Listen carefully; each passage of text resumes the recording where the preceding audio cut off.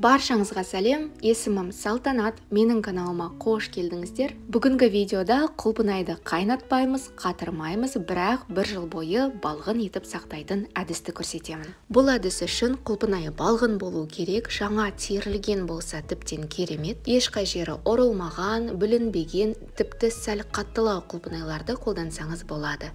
Құлпынайды ағын суға жақсылап жуып, сабағынан ажыратып, орташа бөліктерге майдалап тураймыз. Үлкенірек ыдысымызға орналастырып, бірге бір қатынасында үстінен қантымызды қосамыз.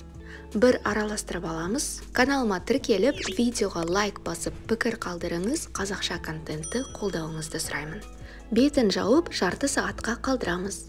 Осы уақытта банкілерімізді ас содасымен мұқият жуып, стерилдеп аламыз. Маған осылай манты қазанға қойып, залалсыздандырған ыңғайлы. Осы уақытта құлпынайдың суы бөлінді, қантымыз жартылай еріді. Таза банкілерімізге құямыз. Мен небәрі 1 килограмм құлпынай қолданған болатынмын, үстіне 1 килограмм қант қостым. Осы мөлшерден 2 литр балғын тосап шығады. Бұл әдіспен дайындалған тосапты міндетті түрде тоңазытқышта сақтау керек, 1 жыл бойы бөлінбей, бұзылмай сақталады.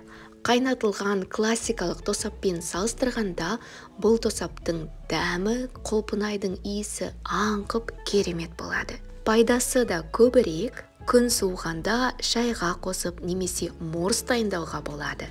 Балаларға компот дайындасаңыз болады. Құлпынайдың маусымы бітіп қалмай тұрғанда осы ең оңай, ең қарапайым әдіспен міндетті түрде дайындап көріңіз.